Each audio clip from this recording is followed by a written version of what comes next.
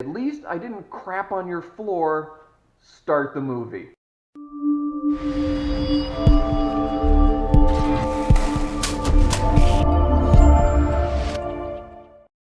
Hey everybody. What I decided to do was I told myself that when I hit 2,000 subscribers, I would tell the how a guy took a dump on my floor story. This was a number of years ago, and I briefly hit 2,000 exactly, and then apparently somebody changed their mind. But it did actually hit 2,000, so let's go ahead and tell you the story. Let me paint a little picture. I was a kind of manager in training at the time to run a shop, and I had a number of techs that worked for me and that worked there, and we're all kind of very competent guys. We ran a pretty profitable shop that had a lot of return business because a we did good work, and b we didn't try to upsell people that's for stuff they didn't really need. We were pretty honest about kind of what was wrong with their car. We were more than happy to show them, and I think that's kind of why the retention rate of number one our techs, but also our salespeople was so high. Um, Customer retention was so high on top of that because we were known for a place that was going to be fairly honest, and we were in a place that there were second, third generation families living in that neighborhood, so it wasn't one that you could easily bamboozle a client with a broken car and not get away with it. So because our we were honest with our clients, it was pretty easy to retain techs, employees, and also customers as well. So it's later in the day, one day, and we happen to have a national rental car account. So this was actually a pretty profitable account for us because we did oil changes and kind of wiper blades and tires, and they never really questioned if it's something needed it. Now again, we were honest, so we didn't add things that didn't need it. So if they needed a brake light or a tail light or a headlight or whatever, they would just immediately authorize it and give it to us, and that was fine. A tire, wiper blades, that sort of thing. It was pretty normal to get 10 or 15 of these uh, kind of oil change, quick jobs done, and it kind of kept us busy throughout the day, and it was nice, and we liked them because they were, pretty profitable at the end of the day. We could kind of blast through, 10 or 12 of them when we had some slow time, and the techs would get paid, we would get paid, the rental car company would get their things fixed. It was a great deal for everybody, except for kind of one day where we had a number of these drivers that would drive from it was a couple miles away from the rental car agency. It wasn't very far, but they would have to hire these guys, these lot attendants, to kind of cycle the cars from their place to our place, and they would cycle them around their lot too for customers and stuff. So they had a number of these guys. Some were old, young, didn't really matter. It was kind of all over the place. Well, they had this one kind of older driver who he was grumpy to begin with. He would never say hi. You would just kind of throw the keys at you and never really say much. You knew it was a rental car because of the car he was driving and the little tag that was on the key. But he was just kind of grumpy, and he never really talked to people. And we had a couple of those guys who were really friendly, and we got along great with them. This guy, not so much. He didn't really like talking to people. So one night, I'm sitting at the counter. It's close to closing time, and they want to bring a couple cars in for the next day. No problem. One guy, so the cycle was is they would send a guy with one car. He would drop that car off, and then he would pick up a car, and then he would take it back to the rental car place. Well, this instance, he pulls up. I see him. It's me and one tech, and that's it because we're about to close for the day. He drives in, no big deal, parks by the front door, also not a big deal. We just go and get the car and move it around. And he is running full blast. Now, this is an older gentleman. He's a little bit heavier set. And he is, doing that like stiff, like walk, like he's got to go to the bathroom. And I'm like, okay, fine. And he runs into the bathroom. And I'm not thinking much of it. I don't really get out of my seat because I know it's Mr. Grumpy Guy. He's not really much for small talk, so fine, whatever. He just drops the keys. And suddenly, I get this. It smelled like poop, and I'm kind of okay, wondering. Okay, is not me? I know I didn't do anything. Um, and I look over the counter, and sure enough, right over the edge of the counter, there's a trail. I kid you not. There's a trail of turds from the front door all the way to the bathroom. And now, mind you, um, they had been ground in, so he had stepped on it on his way in there. And now he's in the bathroom, and it's been 5, 6 minutes, and I'm a little kind of, huh. And I'm like, no freaking way did this guy leave a trail of turds from the front door, little trail, all the way to the bathroom. So I call in my tech. I get on the phone. I said, hey, Jason's his name. Now, mind you, a little bit of history about Jason. Jason told everybody that he had Crohn's. We don't really know if he had Crohn's or not, but he was a germaphobe, which is an interesting kind of line of work if you're a mechanic and you're kind of a germaphobe. So he was a massive germaphobe. He was the kind of guy that if you went and got Subway and you just opened the sandwich to look at it to see whose sandwich it was, he wouldn't eat it. It was tainted by his opinion. So I called him and I said, Jason, come here.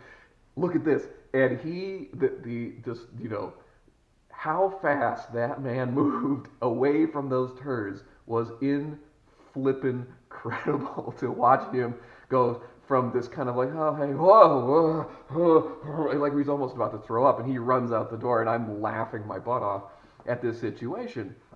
And now it's starting to dawn on me that something is not right, because now gentleman's been in that bathroom for about 15 minutes now, and I look over the counter, it's still there, there's a line of turds, and I'm going, oh God.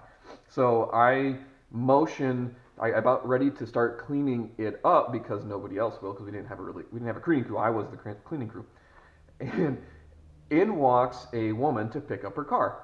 Fine, that happened all the time, right at the end of the day, right around 6:30, 7 o'clock when we closed. Uh, People would come pick up their cars, totally fine, normal business. She had on flip-flops, and